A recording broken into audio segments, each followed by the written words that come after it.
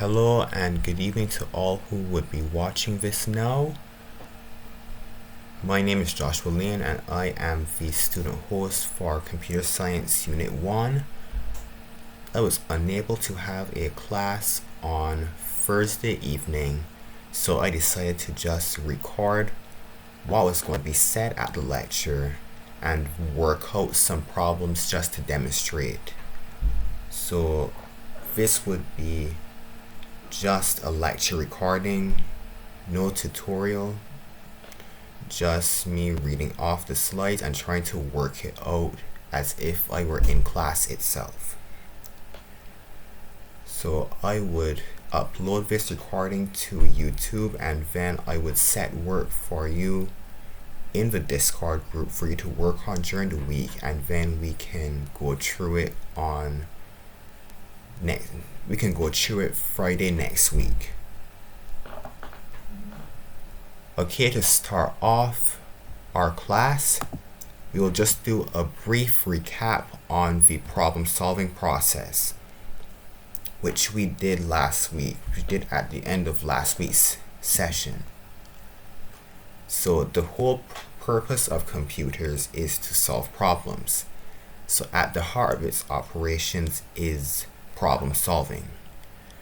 These computers are designed to solve problems for user in a finite set of clear, unambiguous steps as given by the programmer. However, before any of these programs can be written, the problem solving process must be first undertaken. So the 5 steps in the problem solving process would be to 1. Identify and define the problem. 2. Analyze the problem. 3. Generate possible solutions. 4. Develop the best solution into an algorithm and test it for its correctness. And 5. Implement said solution and then review it as time goes on. The first step being identify and define the problem. This involves recognizing the problem and describing it explicitly. Here you would see what exactly the problem is that you're trying to solve in all of its detail to ensure that you know what is to be solved and you can discern possible points to solve this problem from. The next step, analyzing the problem. This involves examining the problem in great detail in terms of its input, its output, and its processing steps required to produce the desired output or the desired solution. The problem may also be split down or broken down into smaller subtasks or modules or separate functions in order to simplify it and make it easier to solve, and then bring them back together at the end. At this stage, a defined diagram or an IPO diagram or table may be used to model what said inputs would be, the processing to be done on them, and the desired output. So here is an example of an IPO diagram right here. So here you would have the inputs, the process, and the outputs.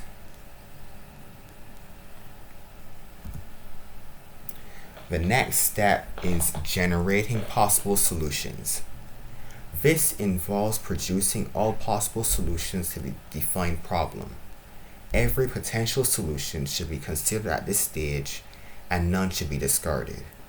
New potential solutions can be created by bringing together or borrowing and merging ideas from other potential solutions. All of this is to find the most effective, concise, and efficient solution. So this solution would then be your best solution. So when that is found, it should be developed into an algorithm.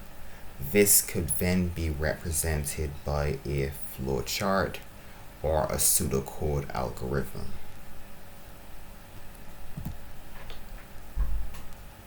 This algorithm should also be tested for correctness. So in order to test an algorithm for its correctness, a trace table should be utilized to identify and correct the possible logical errors in the algorithm. A trace table is a diagram or a table which allows for you to see the algorithm at each step. So at each step the program is at, you will see the inputs, the variables change depending on the processing that's being done on them at the time and what the output would be at that stage.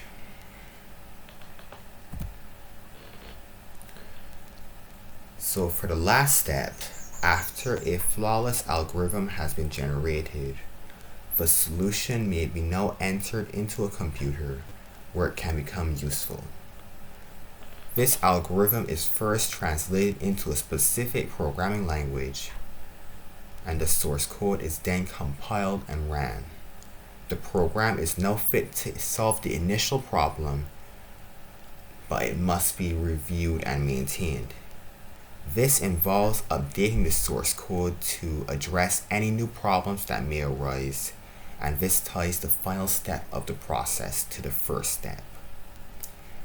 At this stage, when you're preparing for your exams, you will likely not be reviewing your algorithm. You may have to come across an algorithm, like in an exam question, you'll be given an algorithm and you would have to determine whether it is right or not. But that'll be this stage here. So in your exams, you will likely just have to implement the solution that you have created, and you are going to be unlikely to actually have to update the code unless explicitly asked. So to go back into the theory of algorithms, an algorithm is a sequence of instructions written to solve a problem in a finite number of unambiguous steps. Algorithms can play a key role in the problem-solving process as they provide a clear-cut way by which the problem can be solved. Also, the use of algorithms in the process is beneficial to a programmer, as algorithms do not follow the syntax of a particular programming language, meaning that algorithms are universal and anyone should be able to take an algorithm, program it in any language, and it should output the same result. The properties of a well-designed algorithm are that it is a general solution to a problem, that it has clearly defined and unambiguous steps, that it has a finite number of steps, and that there is a flow of control from one process to another.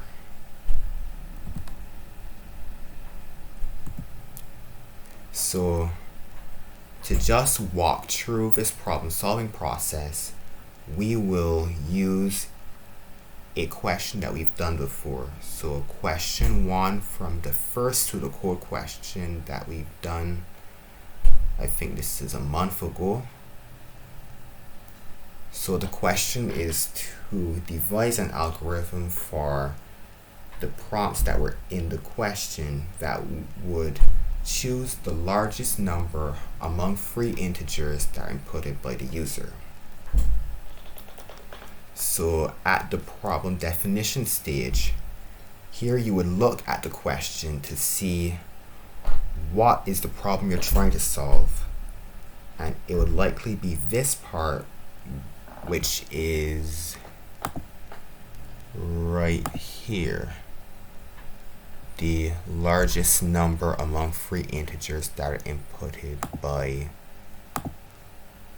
the user.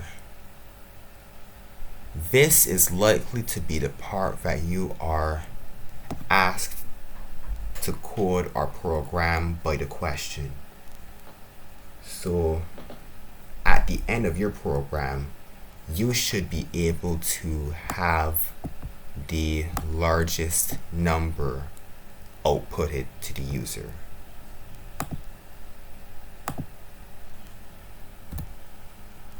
So here, the definition of the problem would be to find the largest of three numbers inputted. Next, at the problem analysis stage, here you would look back at the question and see what you are actually required to produce and what is the result of the program you are asked to create. This would be your output. So right here it says to find the largest number. So the largest number would be your output. And then you would look at your output and see what your inputs should be in order to get to this output. So here in this question, your inputs are already stated for you. 3 integers.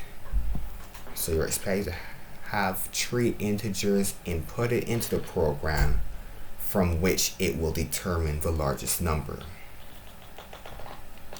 And then after determining your inputs, you should then see what processing you'll have to do or how you would have to manipulate these inputs in order to reach this output right here.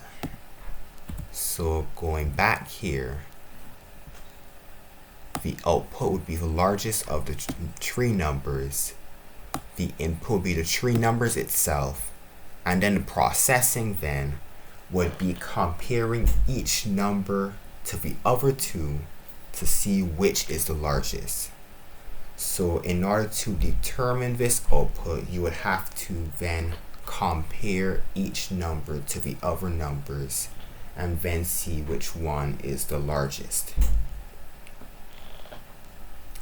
So you can then also at this stage use an IPO chart or diagram or table to detail this and break down what exactly your inputs will be and how each will be processed before creating your output. So here is an example of an IPO table that I have created. So here you have your 3 inputs, number 1, number 2, and number 3. So then in your processing, you'll have to then compare whether number 1 is larger than number 2 and 3, and you'll also have to compare whether number 2 is larger than number 1 and number 3. So after all this processing has been done, you will be expected to have the largest number as your output.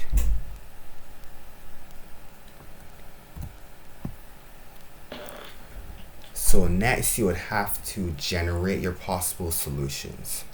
Here at this stage, you likely wouldn't be writing much, or you would not be required to write much, as at this point you'll just be brainstorming to see what can work, what can't work, how exactly would you implement the processing steps that you have just figured out in the previous stage. So you'd also here figure out what programming constructs you'll use, or whether a certain loop or whether a certain conditional statement would be more effective or efficient to use. Either way, you would either write down your possible ideas of what you would possibly do or how you approach this issue, or you can also start a draft program and just try to work it out as you go along. and use trial and error to figure out whether you're going on the right path or not, but that isn't advised. You should at least try to write out or outline what your possible solutions are and then determine which is the best course of action. So here under possible solutions, I have possible ideas that I can do to get from the input to the output.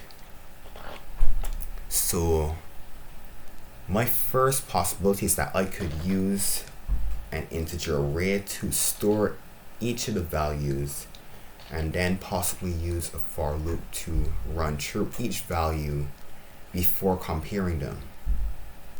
But another possibility is that I could just have three variables to just store the three integers separately, since it's not going to be much to be compared. But if there were more values, then you could possibly use an array. So the next possibility is that I could possibly use an if then else conditional statement block to then compare each value with each other and then store the result based on the comparison, and then print out that comparison result to the user. So since we've already done an algorithm for this, I will just show it on the screen and just walk through it again. So the algorithm that was already done for this program is right here. So here you define your variables A, B, C to represent your three integers, and another integer variable LG for your largest number variable. So then next you would then print out onto the screen enter three integers for the user to then input the three integers right here in A, B, and C. So next is an if statement block where at the first condition you would then compare whether A is larger than B and if A is larger than C. And if so, then the value of A would be stored into the variable LG. If not, and following this condition, if C is larger than B and C is larger than A, then C would be, the value of C would then be stored into the variable LG. And if not that either, and at that point the only possibility is that B is larger than both A and C, then the value of B would then be stored into LG. So after all of this is executed, you would then have to print out what your largest number is. And then here would be print largest number is equal to LG. So here the largest number would then be printed out to the screen to the user. So this is the pseudocode representation of the algorithm. This is your first option. So you either can do this or you can do a flow chart.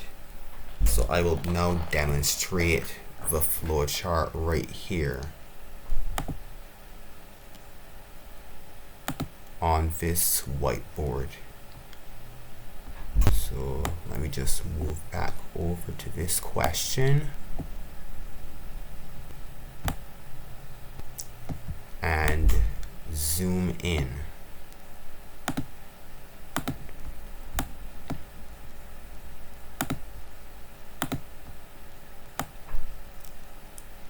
Okay, so we will start with the oval for the start of the program to just show that this is now the beginning of the program. And then with our flow line, we move on to a rectangle, which is used for processing. We then go here to then declare A, B, C, and LG as integers. So then after this, we then go to our first input-output block, where we have a parallelogram to show that we are printing this onto the screen now. So we now print enter 3 integers and then move on to our next IO block, input-output block, where we then read in the values of A, B, and C. So then we come to our first condition, which if you go back here would be our first if condition. So as a condition where A is greater than B and A is greater than C, it would then store A in LG. If not, so if A happens to be either equal to or less than B or C, then we come down here. I kind of switched around, but it'll produce the same result. So if B is greater than A and if B is greater than C, then the value of B is stored in LG following our yes line. But if not, then following our false line, the value of C would then be stored in LG. So then down here, we'll have our last output block where the largest number is LG is printed out to the screen. And then here we have an oval signifying that the program has come to an end.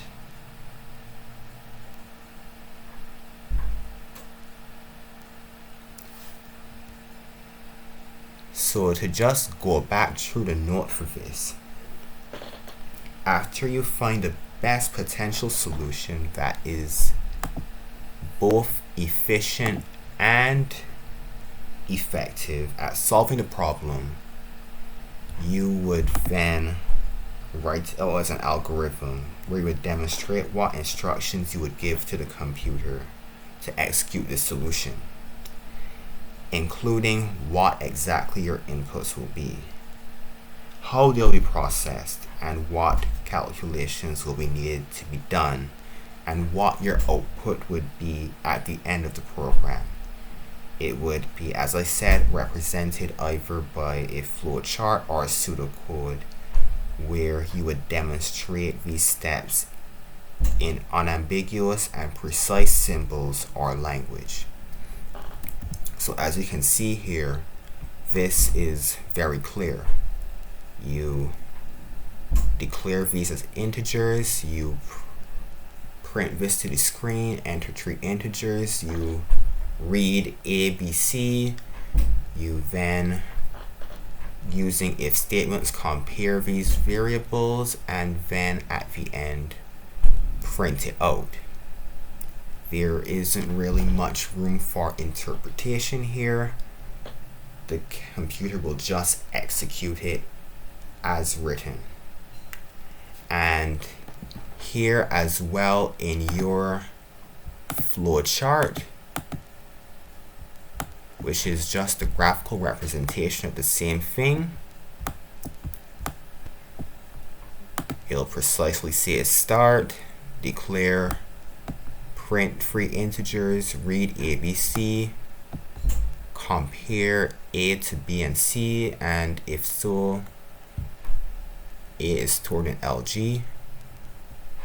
If not, then it compares B to A and C, and if so, then LG is given the value of B, and if not, then LG is given the value of C, and then this largest number is printed, and then the program ends. So as I said, there is not much room for ambiguity. The computer will just execute this as the logic flows. So if this is true, then this will be executed. If this is false, then it goes to the next condition. If this is true, then this will be executed. If it is false, then this will be executed and the program continues. So these blocks here should have been connected back to down here, but that slipped my mind, so I'll just put these in here now.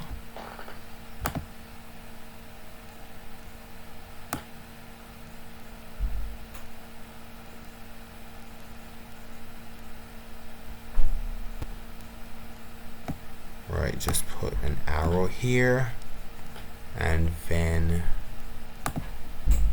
use a different color just to show that it's different, just for demonstration purposes, and then come down here to show it rejoin the main program.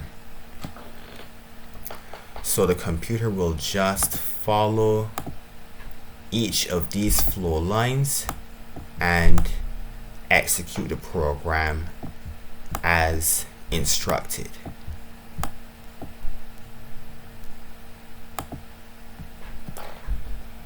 So after your algorithm has been defined either as pseudocode or as a flowchart, this algorithm then has to be tested.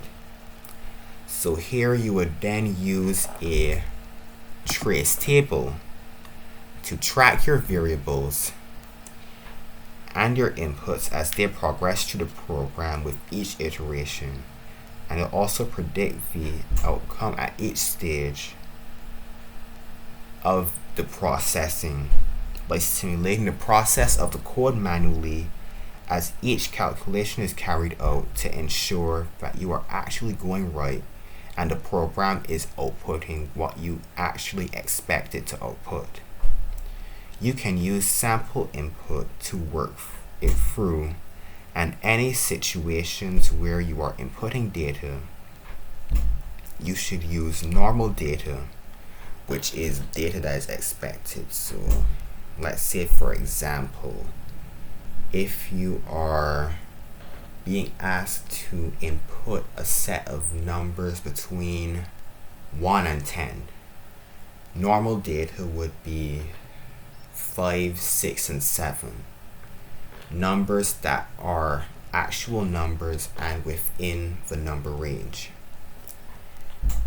You'd also have to input extreme data, which is valid data or data of a similar type but is not expected or not within the expected range. So using the same example, a range of numbers of 1 to 10, extreme data would be -2 or 15. These are all numbers, these are all integers, but they are not within the expected range. And you would also have to input erroneous data, which is data of a completely different type and that is completely unexpected, and the program would not likely be able to process them. So again, using this same example, inputting numbers between 1 to 10, it would be if you, let's say, inputted a word, the word 1 or 7 in its actual written form, so like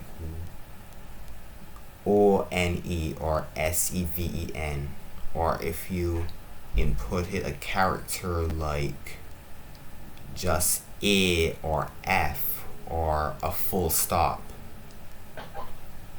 If the program doesn't have ways to validate this data and handle these errors, then the program would likely break down. But I will go more into this when we start actual programming. So to just go through this example of a trace table. So the program here starts and all of our variables are set to 0. So the variables are now being declared at this point, and then the output at this stage would be enter 3 integers. So then here 3 integers are inputted. This is sample data. So for A, let's say 4 is inputted. For B, 5 is inputted, and for C, 3 is inputted. So here at this point the values are entered, and then here, although this column is not necessary, I'm just using this to just show what is being done at each stage, so what processing is actually being done. So at this point, A is being compared to B and C to see if it is larger. So A is definitely larger than C, but A is not larger than B. So then nothing is stored in LG. So it then goes on to the next part where B is then compared to A and C. So here B is larger than A and B is also larger than C. So B is then stored in LG. So here you can see after previously having no value, LG now has the value of 5. So then at this point, the condition block is terminated and LG is outputted to the display. So here you have your inputs, your processing variables at this stage, and then here would be your output. The largest number is 5.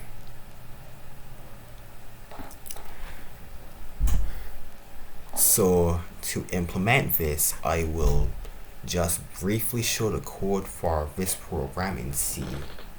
You'll likely not understand it at this point because we'll be going into C in a couple of weeks, but I'll just code it here and then run it with the same test data to see if we're right. So let's now move to our C editor.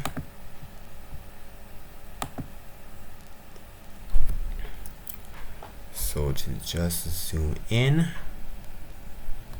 here you'll have your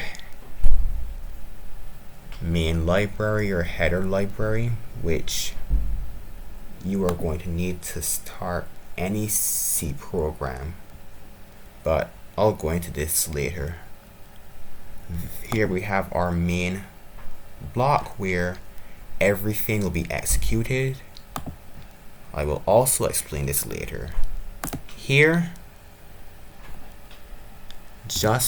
I'll just write comments here so that we can compare the pseudocode to this. So going back to our algorithm, copy this and paste it here. So here is where A, B, C, and LG are declared as integer type variables. So this is the declaration point. Everything here is 0. So then next we come to this statement, which is printf enter 3 numbers. This would be the same as print enter 3 numbers, but in C form. And then here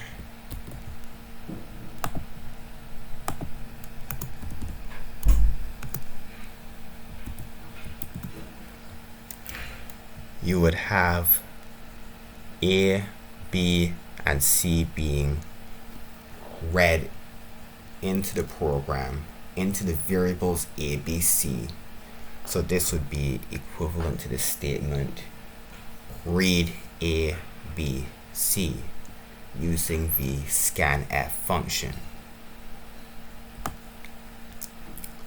So next down here would be this same if block that we just did, and this same thing that we have just demonstrated right here in this flowchart. This is the same if block. So copying this to compare.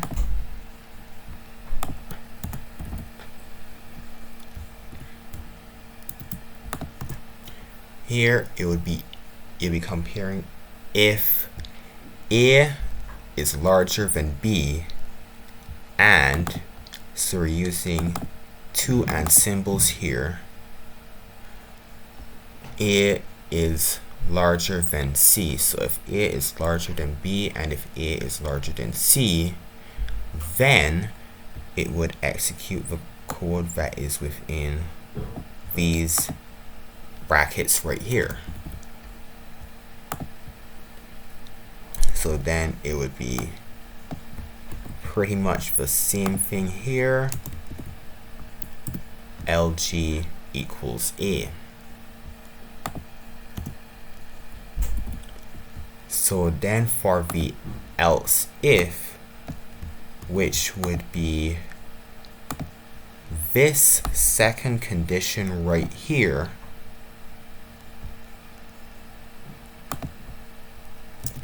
would be, looks almost identical. So I'll just edit this to make it match the code. So else if B is larger than A, and with the double ampersand, double and signs again here, B is larger than C, then it would, as the flowchart suggests, print out, and it would execute this statement right here, LG equals B. So the value of B would then be stored in LG.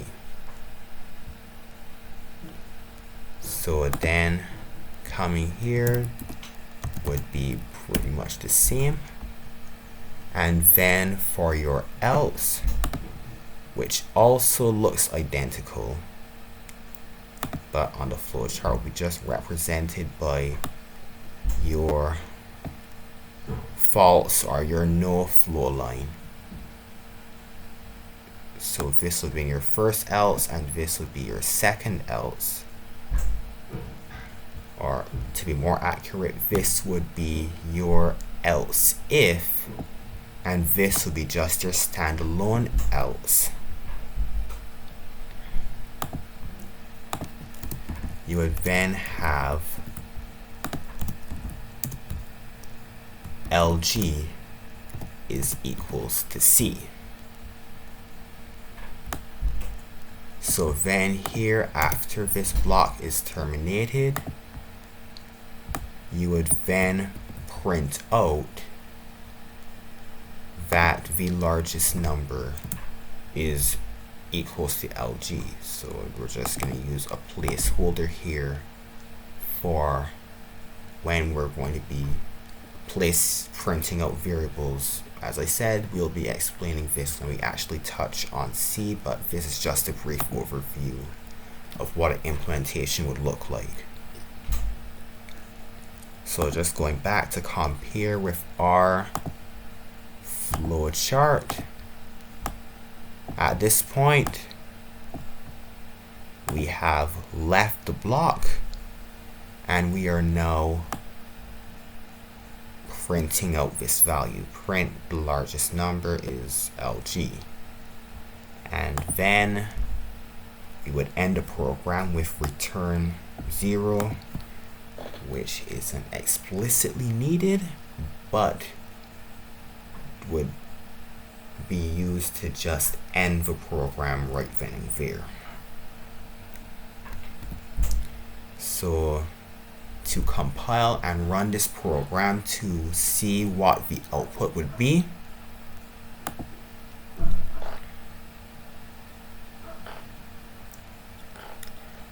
alright, so just to compare with our trace table,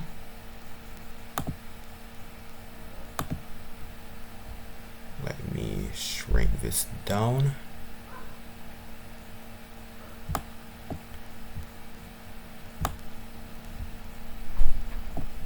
And also zoom in a bit.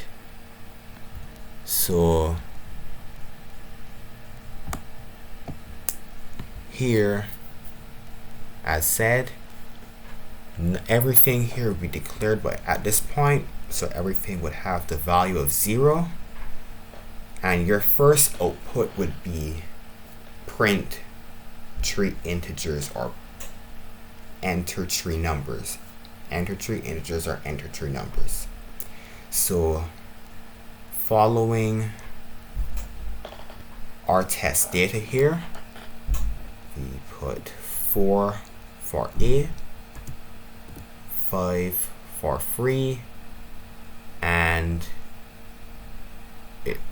my apologies, 4 for A, 5 for B, and free for C. So to go back to our program right here,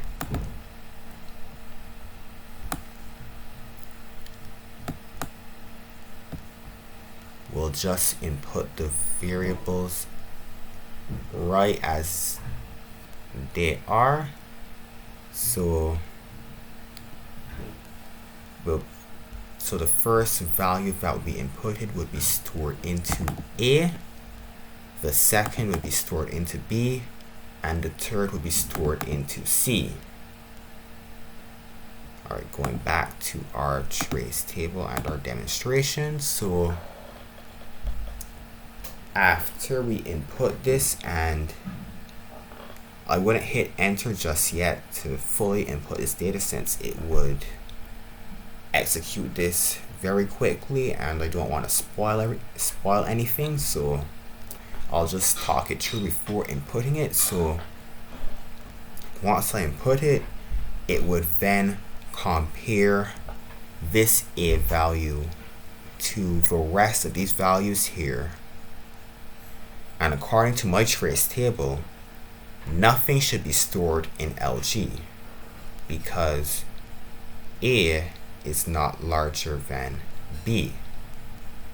So then after that, the program would then move on to B and then compare it to the rest. So if B, which is 5, is larger than A and C, which it is, then the value of B will be stored into LG. So given that in the program LG is then outputted to the screen and LG is the value here has the value of 5, then we should expect that the output is 5, that we should see largest number equals 5. So let me just enter, and here it is. Largest number equals 5 as expected. So this would then be how you do a program. You first look to see what the problem is, you define it, and then you look to see what your outputs would be, what your inputs would be, and what processing steps will be required to get to that output.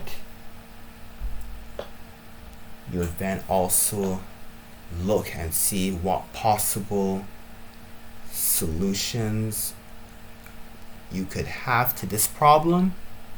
Write it down, think if it works or not, mix a couple and see if it makes it better or worse, and then when you come across what you think is the best solution, you then represent it in an algorithm where it would be given either a textual representation as pseudocode or a graphical representation where it would be a flow chart. And then you would come to the trace table and then show what would be inputted, what would be your processing at each point, what would be the output at each point, and then just work through the program manually in your head just to test it to see if it would actually produce what you expect it to be, or just to have as a reference what your expected output should be. And then when that is all said and done, you then implement this as a real program and then run it to see if what you see outputted here matches what you have right here. So after demonstrating that, I will do another example with number 3, with question 3. So I'll restart this slideshow and then show back what number 3 would be. So question 3, you would have been asked to devise an algorithm that would take a number as input and then print it if it is a prime number. So the problem here as defined is determine whether the inputted number is a prime number or not. As you can discern from this part right here, where you can see you are asked to print said number as a prime number. So that means that you're going to have to determine whether it is a prime number or not. So to just quickly analyze this, your output would be the number and whether it is prime or not. Your inputs would be the number itself, the number that is being tested and evaluated, and the processing would be to be dividing the number by a series of potential factors to see whether it is divisible by those factors or not. Because if you remember, a prime number is a number that its only factors are 1 and itself, meaning no other number other than 1 and itself should be able to divide it without remainder. So therefore, you will have to divide the number a few times to actually determine whether it is a prime number or not. So for our IPO table, we would then have as our input the number that we are trying to determine whether it's prime or not. For our processing steps, we would then have determine how many potential factors to divide it by. So here we would have to divide the number by 2 and then see how many numbers up until that point can divide it, because by the time you get to the half of the number, you should have by then exhausted all possible factors you can divide it by. So the next processing step would be to then divide divide the number by those potential factors. So the processing there, the calculation would be number modulo potential factors. So what the potential factors would be. So the modulo function would divide the number and return the remainder. So if there is no remainder, then it is divisible, and that means that it is a factor, and that means that it is not a prime number. But if there is a remainder for all factors that have been tested, all the potential factors that have been tested, then it would then show that it is indeed a prime number. So we would check to see if there's a remainder or not, and then using that we would then use it to find our output, whether the number is prime or not.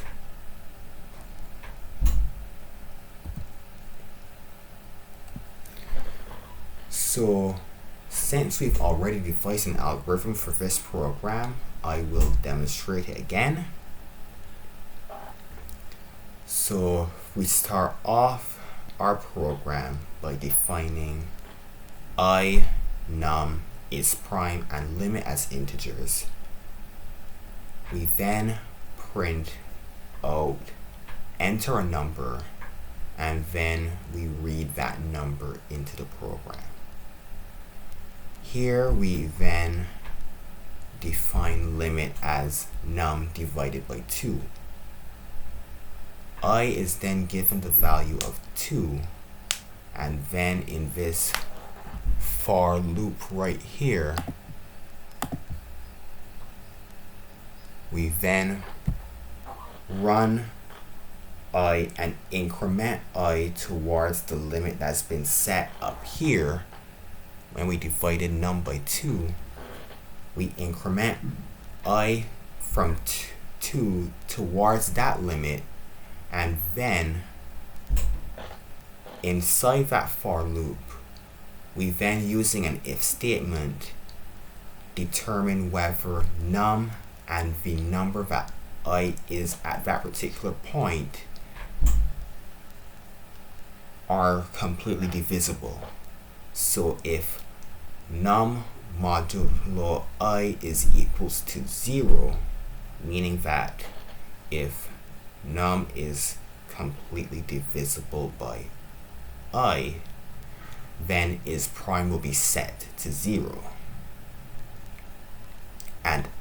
x is prime would be set to 1, meaning that if num modulo I is anything but 0, meaning that there is a remainder. So then at this point, to just trace it through, I would start at 2. It would run through the code and then increment. So built into the for loop itself is the function I equals I plus 1. So after this iteration is complete and it goes right back to the start, I then becomes 3. It then tests again, and then I becomes 4, and then through each iteration I then increments and increases by 1. So until we actually reach the point that the limit has been set to, it will keep increasing by 1, and it will keep dividing num by these numbers right here to see whether it is divisible or not. So after we have reached the limit, it would then come out of this for loop and then test whether its prime is equals to 0, meaning if throughout all of these iterations it has come across a value that it can be divided by. So down here, if that is true, it would then print out num is not a prime number, and else num is a prime number, meaning that if it has gone through the program and it hasn't found a value that is divisible by, then it would then say that it is a prime number. So just to go back over that block again, if at the end of the for loop and its prime is still equal to 0, meaning that throughout it all it has at least found one value of I that it can be completely divisible by, it would then print out num is not a prime number, and otherwise, meaning that it hasn't found a value it is completely divisible by, it would then print out num is a prime number, and then the program would end. So to demonstrate the flow chart again, I'll just come up here and walk back through what the flow chart would be, since this is another alternative algorithm representation to the pseudocode. So here, like the pseudocode, we started off with the starting oval, and then we, using the process symbol, the rectangle, declared I num is prime limit as integer. Next, we use the output input parallelogram to then signify that we want to print out onto the screen, enter a number. And then next, there's another input output parallelogram saying that we would be then reading in num. And then down here, using the rectangle, the process rectangle,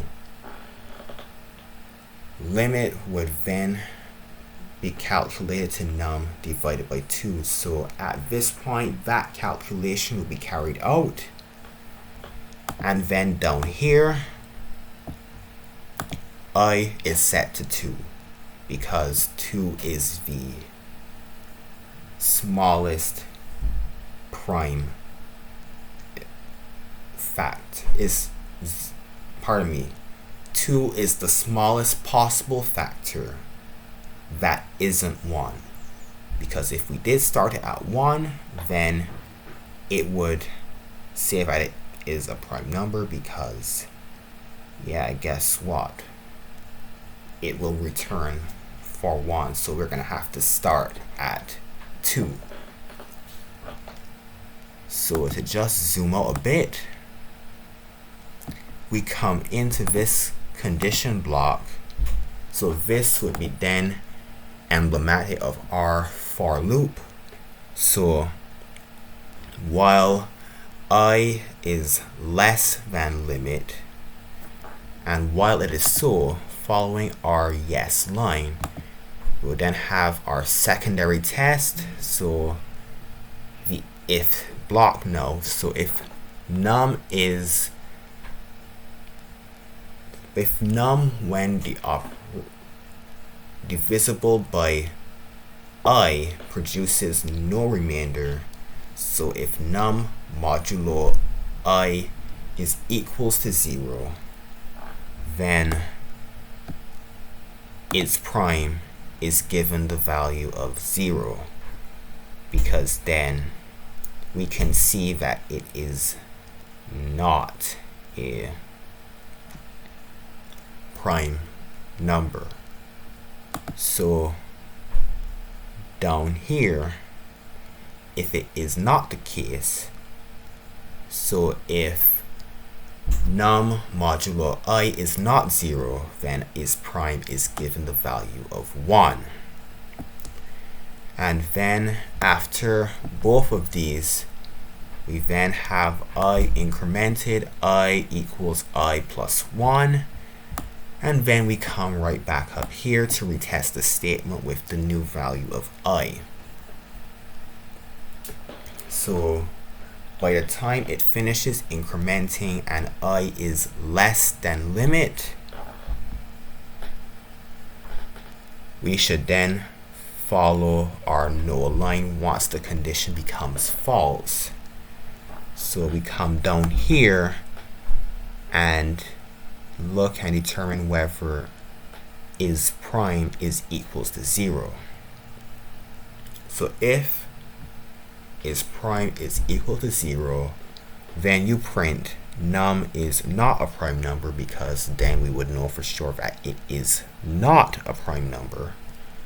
And if not, if all throughout is prime was never set to 0,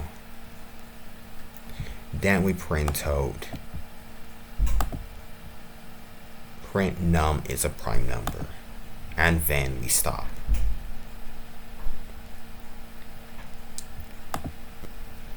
So then after this, let's just go over our trace table very quickly.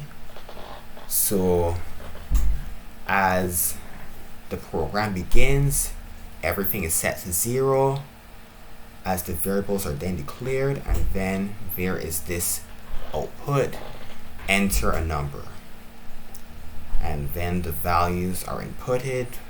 We'll just use the sample input 13, and then limit would then be set to 6, since barring the decimal value, that would be the halfway point between 0 and 13.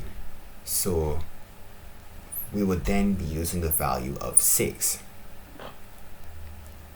So then at this point the number is inputted, limit is then calculated. So that next point, we would then come into our for loop. The for loop then begins, and then num starts to be divided by I. So is 13 divisible by 2? it isn't. So its prime then gets the value of 1.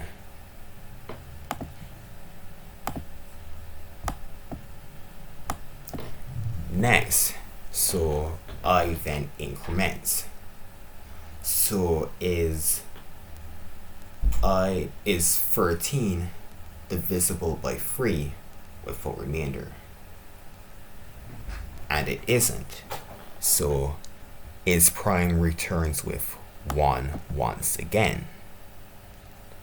Then for 4, is 13 divisible by 4 full remainder? It isn't. So, oh dear.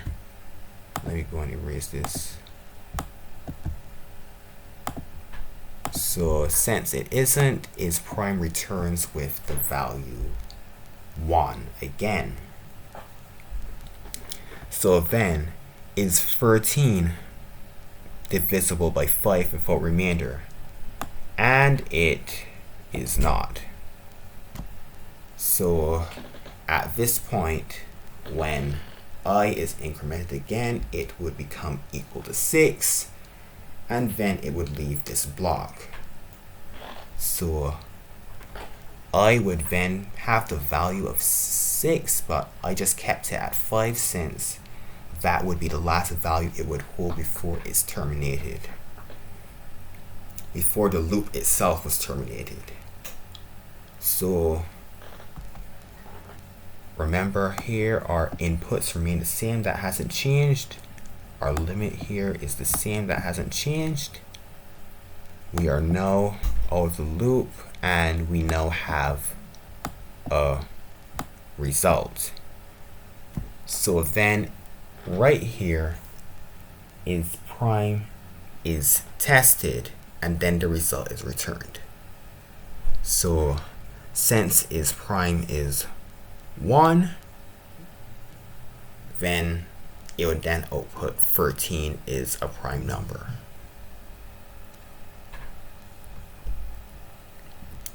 So to then demonstrate this in real life, I have also implemented this as a C file. So just to go through it quickly. So here, just like in your algorithm and in your flow chart,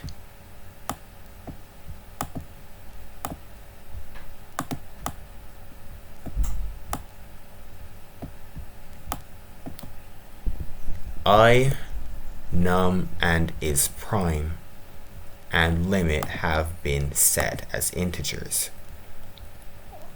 So next, as according to your algorithms, you are then asked to enter a number. This is now printed to the screen.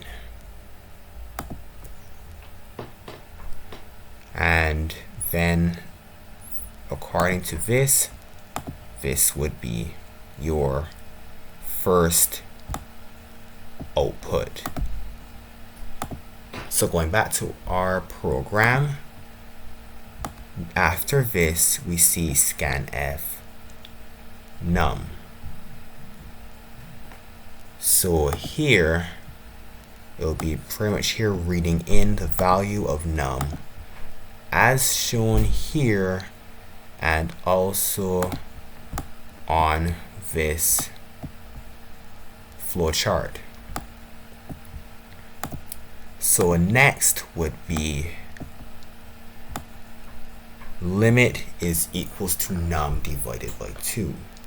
So this is your first calculation, your first process where you're actually manipulating the data. So here you see it as a processing block on here, and you also see this as well.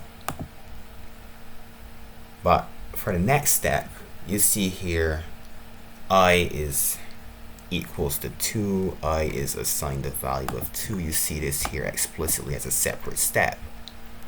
But in C and in C++, when you eventually get to do it in university,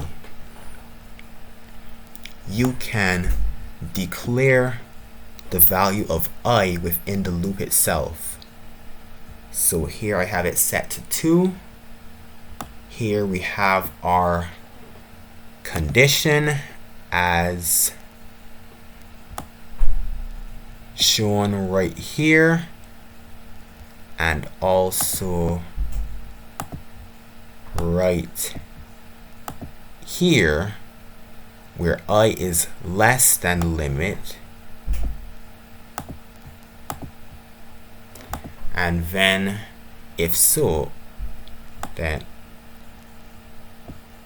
I increment. So if this is true, then everything in here would be executed as long as I is less than whatever the limit is. So this here would be just the incrementer. If I had replaced it with I equals I plus 1, it would do the same thing. So this is just where the incrementer goes in a C program. So then here, let's go into our for loop itself. So then we come to our secondary condition, as you can see here and here on our algorithm. So then if this value is true, if num mod I is equals to 0, then is prime is given the value of 0.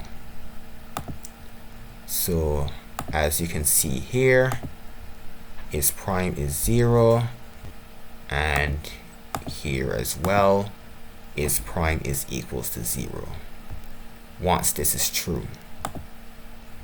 But if this is false, as you can see here, is prime is equals to 1, which you can also see here on this algorithm, this pseudocode, and you can also see it here on this flow chart. So then after this, we would just have here that I increments, but as previously said, this is automatically done up here. So at each point I will increment, and then this condition will be tested. So then when I increases by 1 and then reaches the limit, we would then come to this block down here, which is right here on this algorithm and is right here on this flow chart. So when this condition becomes false, when I has incremented to be equals to or greater than the limit, then we then test this condition, is prime is equals to 0 with an if statement. So if this is true, then we print that num is not a prime number, and else we print that num is a prime number. So as you can see here, this is what would happen given your flow lines, and then the program stops. So to demonstrate this again with our trace table, let us run this program and show if we get out what we were supposed to get.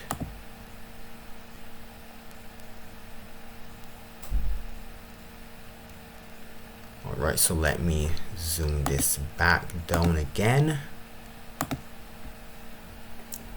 and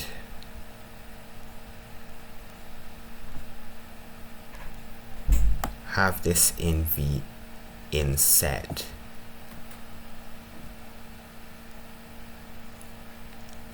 So here the program has just started and everything is set to 0. So now the variables are being declared, and here is your first output. As predicted, enter a number. So we'll just try 13. So after this 13 is inputted, then limit will be calculated and we should get 6. So then at each point the for loop would then start at 2, then see if it's divisible, and if it is divisible it will return 1 to is prime, and then go to 3, do the same, go to 4, do the same, and then go to 5 and do the same. And then when it gets to 6 it will break out the loop and then test whether is prime is equals to 0 still, or if it is now equals to anything but 0. And if it is still equals to 0, then it will then show that it is not a prime number. But if it is anything but 0, then it will show that it is a prime number. So to just enter here,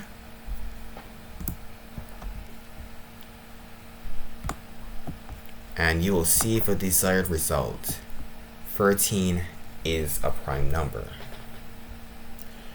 I'll just do this again, but this time we'll have it so that the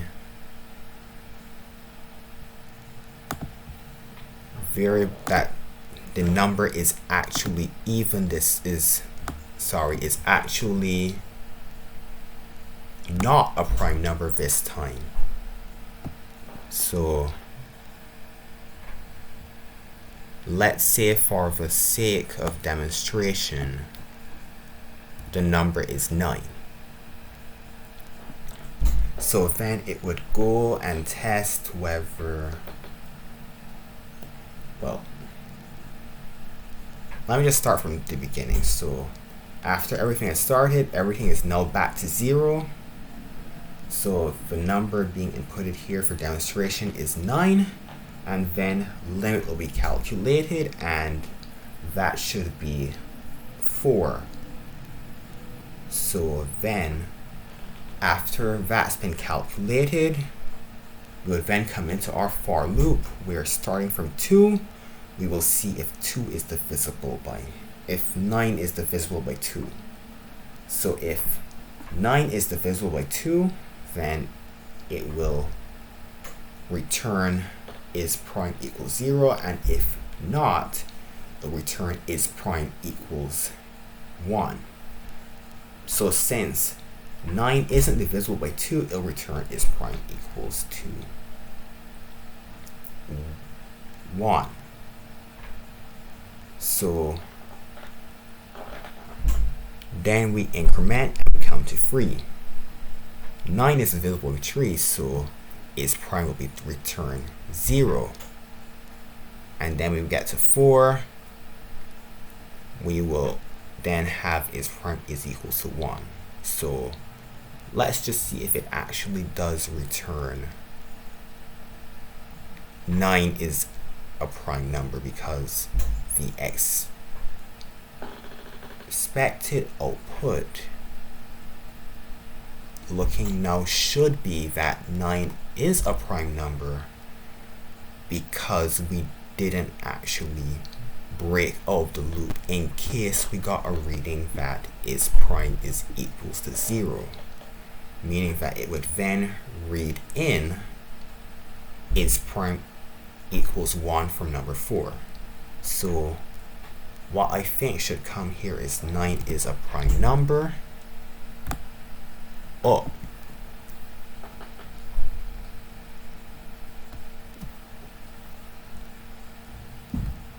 my apologies, because usually in these situations you would have to have a break statement that would look like,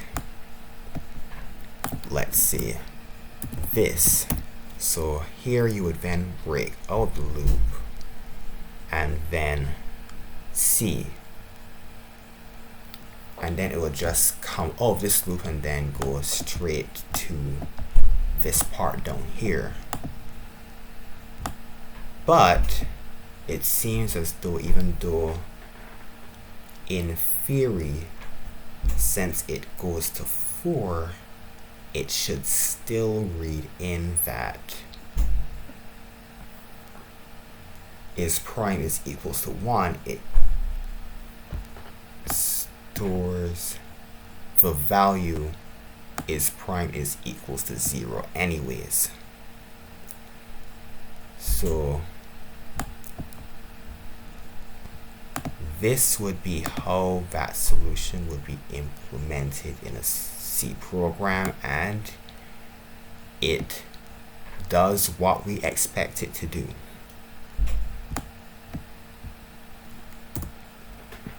So these steps right here is what you would likely be expected to do before you actually start coding the program. So you would come, look at the problem, try to look at it in detail, figure out its outputs, its inputs, how you get to the output, devise some solutions, develop the solution that you deem best into the algorithm, and then transform that algorithm into either flowchart form or pseudocode form. Construct a trace table afterwards to then test the algorithm, to test the logic at each point to see if it's calculating what it's supposed to calculate, and then after that implement it, use the same test data and see if it produces the data that you desire, the desired output. If it does, then great, you have a functioning program. If not, then, well, that's where the review part comes in. You will have to go back in and see where you went wrong with the logic, and then adapt and change the program to suit.